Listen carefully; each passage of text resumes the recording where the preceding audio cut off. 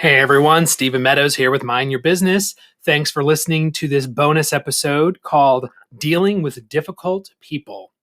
Now, I don't think I have to remind you that in life we are going to run into people that are not so easy to manage. Now, they're not so easy to deal with.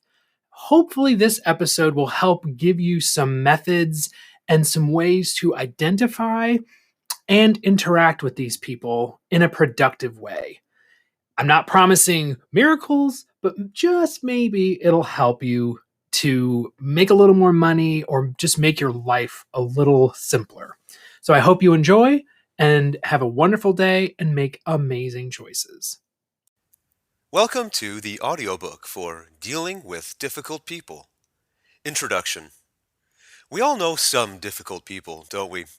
It's frustrating enough when they are people that we deal with casually, but it's worse when they're members of our family or even a boss. If these people are coworkers, it's irritating, but we can possibly keep interaction with them to a minimum. If they are people we can't get away from, it takes a little skill to deal with them and come out unfrazzled. How many of these types sound familiar to you? The big bully, the come-from-behind artist, the volatile volumizer, the know-it-all non-listener, the wishy-washy one, the yes-me-to-death fraud. These fairly familiar types show up in all walks of life as co-workers, family, neighbors, and friends. They can terrorize and paralyze you. You don't like working with them or even talking to them. Luckily, you can outsmart them and help them if you understand them and use some key, easy strategies. You have a good chance of keeping peace and getting what you want done. No longer do you have to suffer in silence while your frustration builds up. You may have thought this was your only option, but it isn't. Another tactic you might have used in the past is to walk away. Sometimes that really is the only thing you can do when you try to be reasonable and nothing gets through to the difficult person. In some situations, if you stay and try to do or say anything else, it will only make matters worse.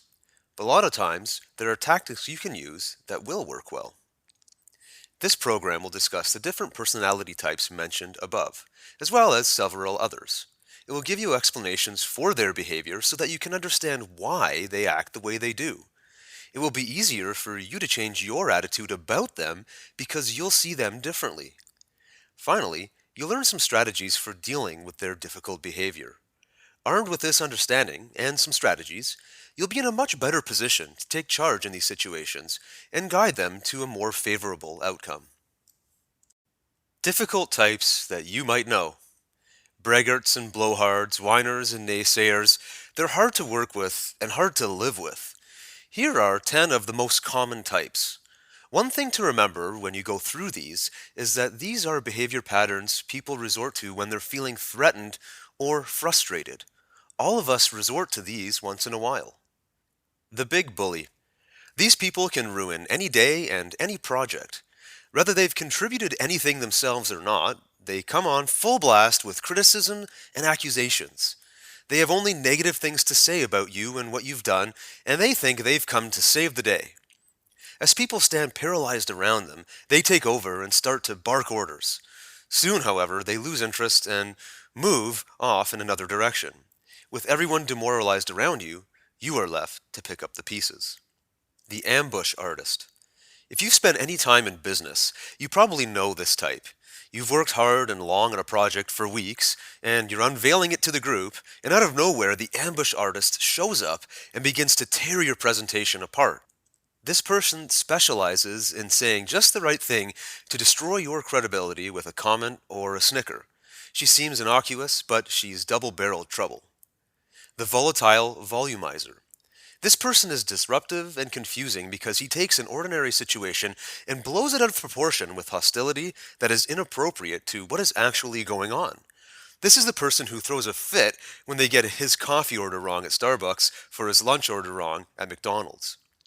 The know-it-all non-listener. This person knows the answer to a problem without ever hearing about the actual problem. He might ask for advice, but he won't listen when it's given. He won't be corrected, and when things go wrong, he knows who to blame. You. The wishy-washy one. You've probably met this one before. This person can't be pinned down no matter how hard you try. She's hard to work with because she won't meet project deadlines, and she's just as hard to have a bake sale with because she can't decide on her share of the goods. The yes me to death fraud.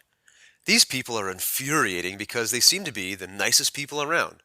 They'll offer to do anything for anyone. They want to keep everybody happy. They'll do anything to avoid confrontation, but when it comes to delivering on the things they said they would do, what they deliver is excuses. They overcommit themselves so they have no time to actually do what they promised. Then they're surprised when you resent them for it. The think they know but don'ts. These people love to dominate meetings or parties. They believe they know what they're talking about, and they sound so sure of themselves that it takes someone with real expertise to know that they are actually saying is empty and wrong. Their goal is to get attention, and they fool enough people so that they usually succeed. The deep, deep freeze. This person is the strong, silent type in a bad way. It's impossible to get them to hold up their end of the conversation. They have no opinion, good or bad. They are like the little boy who didn't walk until age 6, and when asked why, he said, "Well, up till now, I've had no complaints." These people are hard to work with and hard to live with. The no, not, never person. These people approach life with such futility and hopelessness that they give up before they even try. They're the ones who shoot down every good idea, whether it's at a meeting or a presentation. They are so sincere in their belief that things won't work that they can't understand why you don't see it too. The complaint central person. We all know at least one of these. These people complain about everything. Life is very hard for them and they feel overwhelmed. This is because they are perfectionists and reality never measures up to what they have in mind. They complain to you and everyone else, but what they want is not so much solutions as it is to just vent. These 10 personalities are a summary of the personalities covered throughout the rest of this program. What makes some people difficult? The first thing we need to do to improve relationships with difficult people is to understand where they're coming from. People behave based on what they're thinking. Their behavior can change very quickly as their thoughts change, but understanding their frame of mind is the place to start. Everyone has a wide range of behavior, including normal behavior and behavior under difficult circumstances. In their book, Dealing with People You Can't Stand, Dr. Rick Brinkman and Dr. Rick Kirschner talk about intent being at the root of behavior. They believe there are 4 types of intent: getting it done, getting it right, getting along, and getting appreciation. Depending on what they want at the time, difficult people can shift from one of these states to another. You can easily tell where people are coming from by looking at their communication style. In the quote, get it done mode, people are focused on a task to be completed. Communication is brief and to the point. In the get it right mode, focus is on the details of the task, with documentation to prove the task has been done correctly. In the quote, getting along mode, the person is considerate of others' feelings and opinions. In the quote, getting appreciated mode, the person has an elaborate style that calls attention to himself or herself.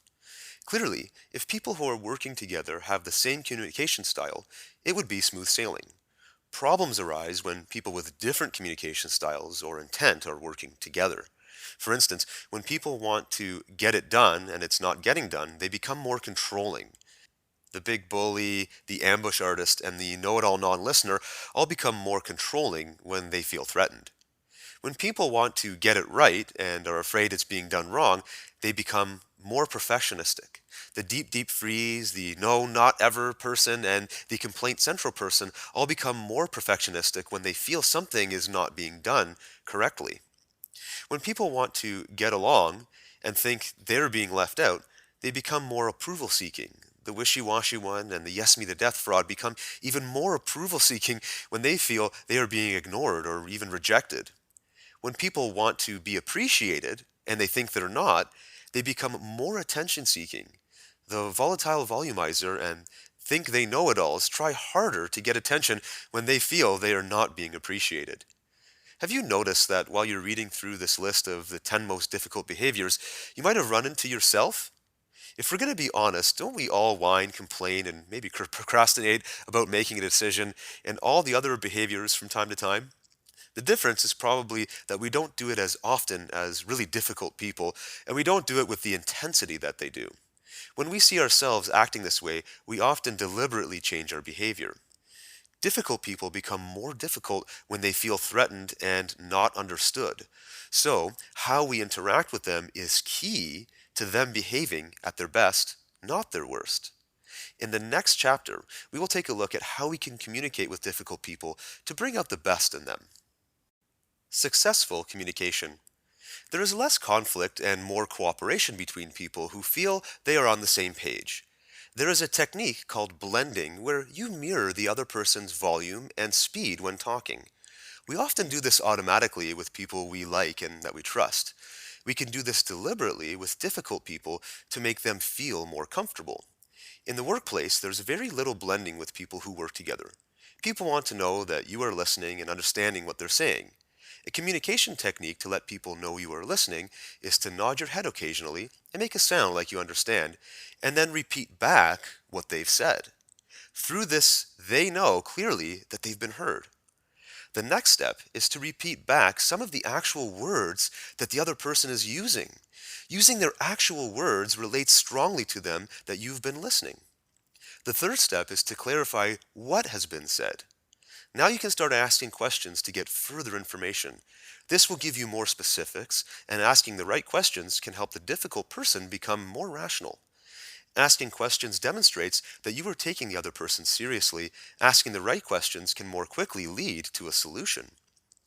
The fourth step is to summarize what you've heard. Repeating this discussion to the difficult person shows that you are both on the same page and gives the person a chance to fill in any blanks or any details that may be missing. Since it shows once again that you are making a serious effort to understand, it increases the likelihood of the difficult person's cooperation. Then the final step is to confirm the conversation by asking outright, "Do you feel understood?" This process is so deliberate and so focused on the difficult person and the issue, there's a great chance that you will receive cooperation from the other person. Hey guys, it's Stephen Meadows. I just wanted to take a quick second and tell you about something really exciting. If you struggle with trying to find great social media content and are sick of searching and searching for stuff to post every day, I've got a solution for you. I've joined forces with a marketing company and we have created myfreesocialcontent.com, and it does exactly what it says. It provides you with free copy and paste social media posts every month. You get about 35 to 40 every month, totally free, sent to your email. These are not just prompt calendars. These are not just things to give you ideas of what to post. It is literally copy and paste.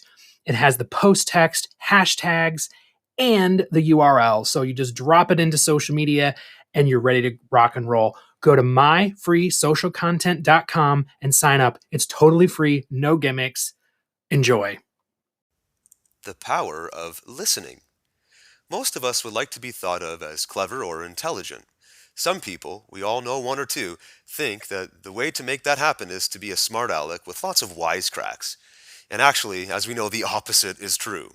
The surest way to make the other person think you are the most intelligent person he or she knows is to listen to him or her and pay attention to what he has to say. After all, if you're listening, you must be smart. Listening gives the listener power in a few ways. This is even truer with difficult people. Most people, especially difficult people, want you to know what their position is. We need to listen to learn his or her needs, but the problem is that difficult people set up uncomfortable situations with the result that we are even more likely to tune out. If you give people a chance, they will tell you what they want from you. In fact, since the days of Freud, psychologists have believed that if you can get the other person to talk enough, she will not be able to stop herself from telling you what's on her mind. The reverse is also true. If you don't want the other person to know what you're thinking, don't talk very much. Listening can also help you overcome self-consciousness because if you're completely involved in what the other person is saying, the focus is off of yourself. Here are some techniques that will make you a good listener in the eyes of the person talking. 1. Look at the person speaking. It helps you concentrate on what he's saying and it becomes clear that you are listening with total attention. 2. Appear very interested in what is being said. Nod your head, smile when it's appropriate, and make a comment when asked. 3. Lean toward the person who is speaking. It's a natural tendency to lean toward an interesting speaker. 4. Ask questions. That's a clear indication to the speaker that you're listening. 5. Do not interrupt. Do the opposite. Ask him to tell you more. People are complimented when you draw them out. 6. Stick to the speaker's subject. This is another indication that you're interested. 7. Use the speaker's own words to get your point across. It shows you're listening, and it's a good way to get the speaker to agree with you. Secrets for influencing difficult people.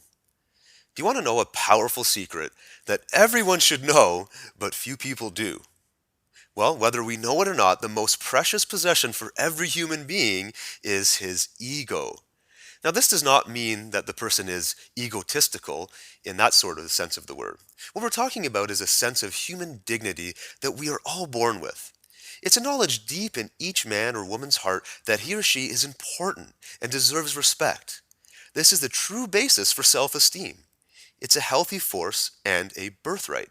People who don't understand this often try to become significant through making money, becoming famous, or gaining power or significance in many different ways.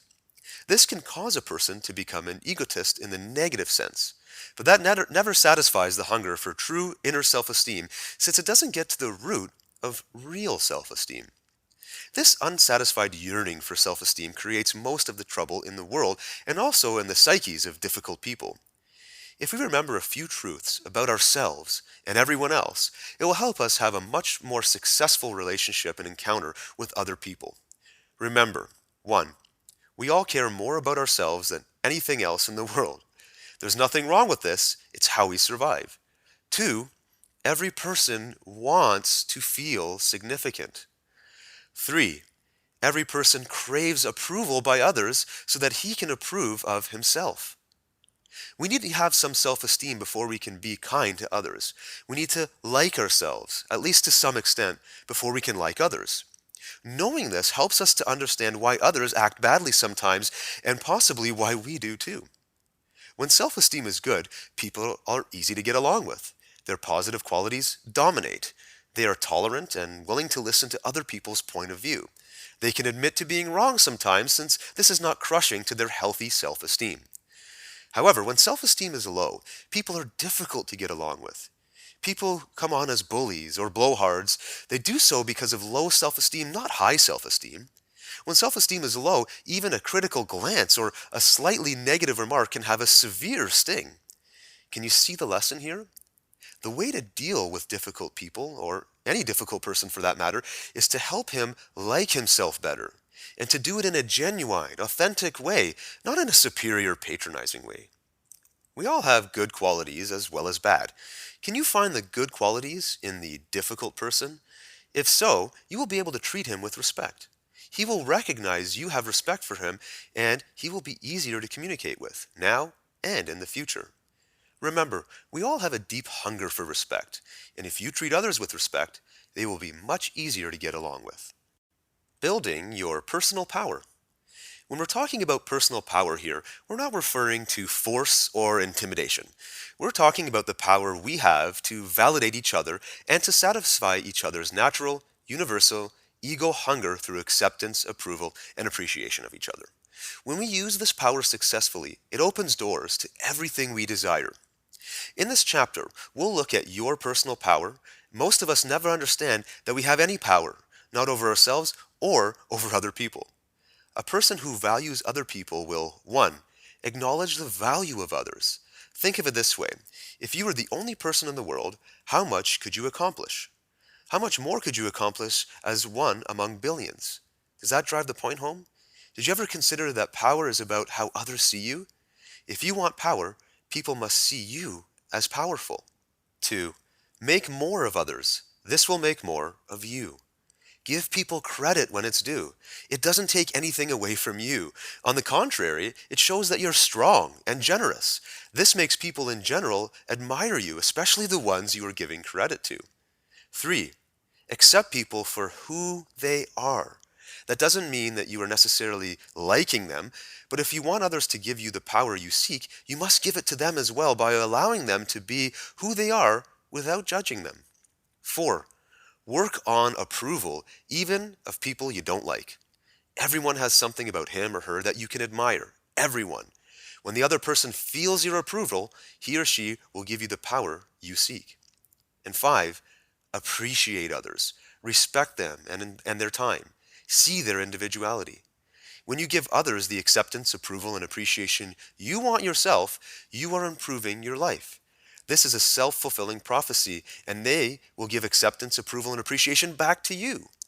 When you're dealing with difficult people, they will recognize your positive attitude toward them and reward you with their cooperation. How to handle those difficult types. Now that we have a general approach to discussions with difficult people, let's talk about the best way to handle each specific type. Starting with the big bully. The big bully is usually the type of person who is driven to get things done. When he feels thwarted in accomplishing something, he strikes out in general. Very often it's not personal at all, it's just his way of getting something done. If you are under attack by the big bully, it is because he sees you as part of the problem. Whether the bully is your boss at work or your spouse, he sees nothing wrong with his actions. He's forging ahead to complete a task. To the big bully, the end justifies the means. When you are in the bully's line of fire, you might be tempted to counterattack. This is not the best idea since you might only incite him further. Justifying your position at this moment won't work well either because the bully doesn't want to hear your explanations. He wants results, and you sound like you're giving him excuses. That could infuriate him even more. When faced with an overbearing bully, many people shut down, say nothing, and slink off. This is a very bad reaction to the bully because it solves nothing. The reaction makes the bully believe that he is justified.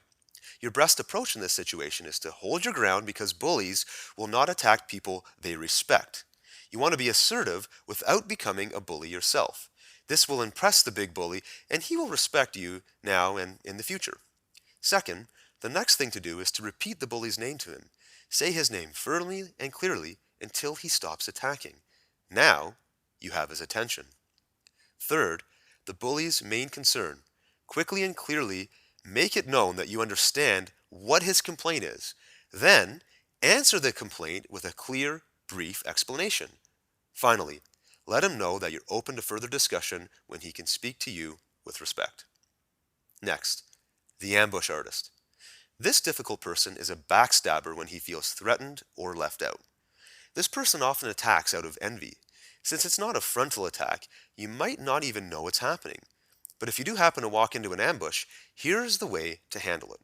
First of all, not all ambushes are equal. Sometimes the ambush is just attention-getting or trying to make people laugh at somebody else's expense, and sometimes it's more serious than that. Either way, this sniping is easier for some people to take than others, but it would be a mistake to either strike back or run away. The best way to deal with the ambushed artist is to learn to have no emotional reaction because if you don't react, it's no fun for the artist. The best way to handle the situation is directly and assertively. If you hear a remark about you, stop what's going on, find the person who made the remark, address her directly and say something like, "I think I heard you say, what exactly did you mean by that?" Be matter of fact but firm. If you're in the middle of a presentation, go through the same process and say, "How is that relevant to what we are talking about here?" Again, you're being matter of fact but firm. At this point, the ambush artist will either back off, keep sniping, or potentially become aggressive. If she backs off, go on with what you were doing before the interruption. If she keeps sniping, keep confronting her directly and asking what the point of her remark is. After a few of these confrontations, she will very likely stop. If she comes out more aggressively with some comments, at least you brought it out into the open. Handle this the way you would the big bully. Hold your ground, reply to the accusation, and ask to meet about it at an appropriate time. Then go back to what you were doing. Next, the volatile volumizer. The volatile volumizer is an exploder. Like the big bully, his eruption frightens the people on the receiving end of the explosion, and they either explode back or they disappear. The volumizer feels unappreciated and powerless. Some people explode infrequently, others do it on a near daily basis. Losing control like this results in self-loathing for the volumizer, but nevertheless, the cycle begins to build again. Your best approach with the volatile volumizer is to get some emotional distance and take control of the situation. Be friendly and calm as you say his name to get his attention. As you repeat his name, he will start to calm down and begin telling you his immediate concerns. Address these concerns clearly and quickly. The volumizer will probably calm down fairly quickly because he is as uncomfortable with his behavior as you are. As he begins to calm down, you can decrease your own intensity and take a time out so he can calm the rest of the way. But tell the volumizer that you will discuss his concerns in the near future. Finally, during your later discussion, try to discover what sets the volumizer off. If you can find the cause, you may be able to prevent future outbursts. Next, the know-it-all non-listener. This difficult person is often an expert or very knowledgeable in her field and assertive and outspoken. She has grown used to basking in her expertise and considers any question to be a challenge to her authority. She has next to no tolerance for new ideas she hasn't presented. Being wrong is a humiliation to her, and she protects herself by avoiding questions. With the know-it-all non-listener, you might be tempted to confront her by throwing her attitude back at her, or you might be inclined to resent her for her arrogance. This type of difficult person requires you to be patient and flexible, and to present your ideas in a way that won't threaten her. Realize that this closed-off person is doomed to fight a losing battle, since there will always be new ideas to threaten her. Think about your previous experiences with this difficult type. What worked? Your goal here is to open her mind with new ideas while remaining non-threatening to her. You must be very knowledgeable about the ideas you are presenting, or she will not hesitate to shoot you down. Then, you need to present your ideas with the utmost respect, since this person has a very fragile ego. Present your ideas clearly and quickly, but differentially. Soften your statements with words like maybe or what do you think, so that it doesn't sound like you're presenting your ideas as a challenge to her. Your approach certainly demands patience, but as you continue to use this method, it becomes easier. As time goes on and your ideas are accepted, you will gain respect in her eyes. If you manage to turn this know-it-all non-listener into a mentor, it can be a win-win situation for both of you. You will have a better relationship with her, and she will benefit from your good ideas. Next is the wishy-washy one. Decisive people are realistic about making decisions and know that every decision has an upside and a downside. Indecisive people, like wishy-washy ones, are so afraid of a negative result that they can't bring themselves to make a decision. They procrastinate about making a decision until it's too late to make one, and the entire project suffers. If you are managing the project or a coworker with a wishy-washy one on the project, anger and impatience on your part is only natural. But that approach won't get you very far with the wishy-washy one. He will only stall and come up with even more doubts. You need to approach this person with patience and a sincere desire to help. This will allow him to trust you so that he can relax and think clearly. At this point, he'll be much more able to make a decision. He'll be in a better mood to get to the next milestone, to allow you to teach him a system for making decisions. Provide a comfort zone for wishy-washy where he feels your genuine concern. Patiently discuss with him his conflicts about making a decision. Try to understand the basis for his objections. Show him a few systems that will help him make decisions. It could be as simple as a list of pros on one side and of a page and cons on the other.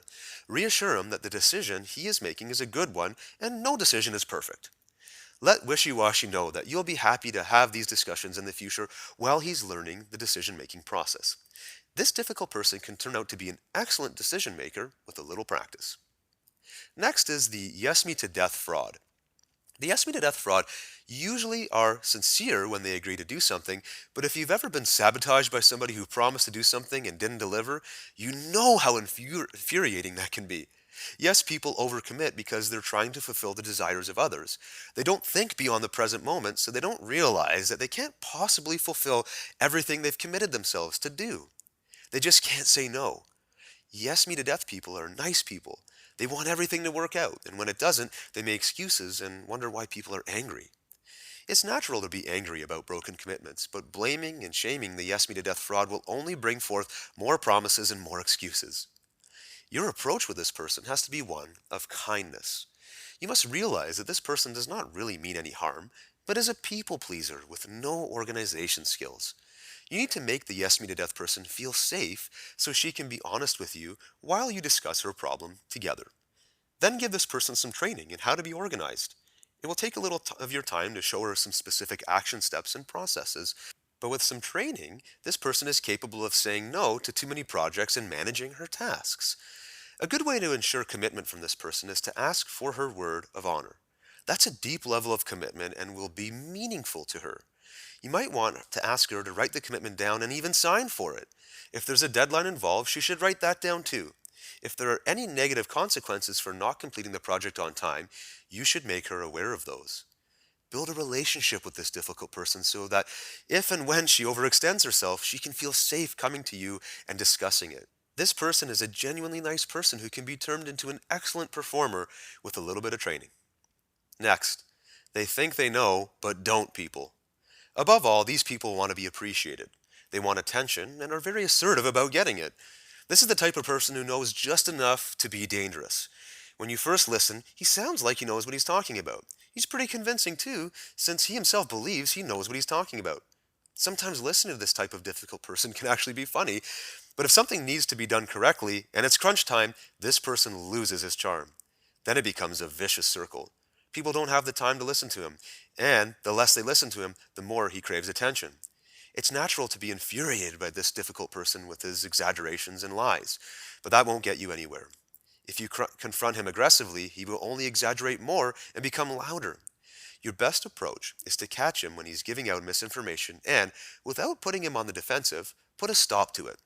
Ask him questions that will clarify some specifics and show that he doesn't know what he's talking about. Be sure to ask in an innocent manner since in case he feels humiliated, your approach won't backfire. The next step is to correct what this difficult person said with the facts as you know them. At this point, give him a way out by saying something like, "That's fairly new information and maybe you just haven't read it yet." If there's something you can thank him for, you should do it. He will appreciate you appreciating him. Then get back to a discussion of the facts. This tactic can work out well for you because when this difficult person sees that you know what you're talking about, he may become a fan of yours. The final step with this difficult type is to quietly let him know that his behavior has negative consequences for the entire group. At the same time, continue to give him reinforcement with the good things that he does. That's really what he's looking for. Next is the deep freeze. This difficult person can be infuriating as she silently stares past you as if you were not there. The deep freeze is a passive person afraid of rocking the boat. She can also be a perfectionist who thinks that nothing measures up and withdraws in frustration.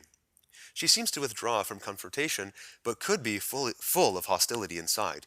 Children are good at practicing this behavior. When a parent is intense about trying to correct a child, the child often withdraws into complete silence. The parent's behavior escalates in frustration, and the child goes further away and may even become completely unaware of what the parent is saying. This difficult type exhibits similar behavior. Your goal is to get this person to talk. This will not be quick and easy, so if you need information from her, get it when you have some extra time. The first step you should take is to ask open-ended questions because they are more likely to elicit an answer. Ask questions that start with who, what, when, where, and how, since these words open up topics for discussion. As you ask questions, make sure you look around and sound like you expect an answer. If everything else fails, you can try some humor. You can make some exaggerated guesses about why this person is silent. That might break the ice. You also could come up with some guesses about what the person is thinking, all in a humorous way so that the person might break her silence. Whether you try this tactic depends on your own intuition about the situation. Finally, you should gently try to show the deep freeze that there are consequences to her silence. Show her what the silence is costing in terms of time wasted and lack of input. When the deep freeze finally begins to talk, you should listen. You might get a lot of insight into why she's silent. This information could fend off these situations in the future. The no, not, never person. The no, not, never person is usually a perfectionist who wants to get things right and not make mistakes. This person has high standards for what should be done, when it should be done, who should do it, and how it should be done, which are not measured up to in life. So this difficult person believes everything will go wrong now and in the future. This difficult person has a wide-ranging effect because negative affects everybody around him. He is not intentionally trying to ruin things for everyone. He genuinely believes that things are as hopeless as he thinks they are. Your goal in working with this difficult person is to move him from fault finding and negativity to problem solving and improvement. It's probably very tempting to come out and tell Mr. No, Not Never that things aren't nearly as bad as he thinks they are. But that would be a bad idea. Studies have shown over and over that when you try to make this person more positive, you only end up becoming more negative yourself. He will drag you down. One way to look at this person is to see him as an early warning signal of trouble. Many times, the no, not never person sees flaws that really are there. As for dealing with his negativity, you can try one of two tactics. Bring up the negatives before he does, or agree with him about the hopelessness of the situation. Tell him that he couldn't possibly sell this product. He might surprise you, and give it a try. Appreciate this difficult person for his good intentions and for having such high standards and for his willingness to speak up about details he's concerned with. Next, Complaint Central. The Complaint Central person is a lot like the No, Not Never person because they both want to get things right. But Complaint Central has no idea about what to do to make things right. This gives him a feeling of helplessness, which inspires his customarily whiny voice. If you have complainers in your life, you know how frustrating it can be. You can't agree with them because it makes them complain all the more. You can disagree with them, but they will only repeat what they've said before. You can't solve their problems for them because they won't let you. Although it may be difficult for you, the best approach is to have patience, compassion, and commitment to the process of getting them to look for solutions. First, you should listen to the complainer's main points. This shows them that you are interested. The next step is to get some specific ideas about their complaints. Let the complainer know for sure that he has been heard. Then shift the focus to finding solutions. This is the time to ask very specifically what he wants. If the solutions are completely unrealistic, show that to him and ask again what he wants.